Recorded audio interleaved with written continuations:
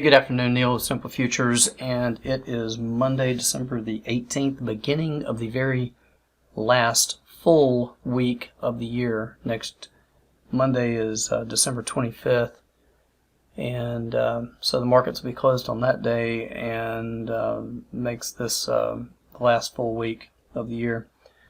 So I'm still in buy the dip mode in the equity complex, i.e. stocks, is moving higher. I would anticipate that it continues to do that through the end of the year and first part of the new year.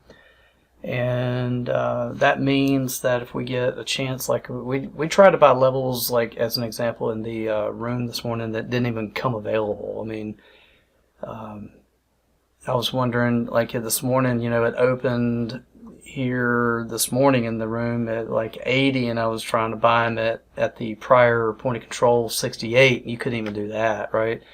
So, but the buy levels do look to be 68 and 40, and that's prior weekly balance point of control and weekly pivot.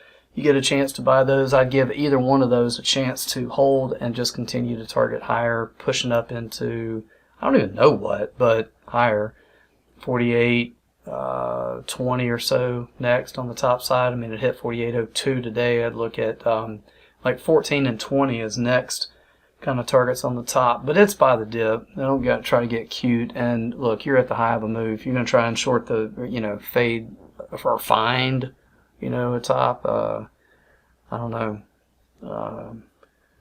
Doesn't look like it's high probability anyway. But I'll tell you, the fact that it has moved a long way in a short period of time and is at the high of a move, obviously it could start a retracement at any time. I'm just not trying to pick that spot. So know that certainly this is potentially far enough that it could, have. I'm not trying to pick a top. So it's by the dip for me into the end of the year and beyond a little bit into first part of next year, and from there we'll take it one day at a time. I'll see you again at the next update midweek. Till then, take care and good trading.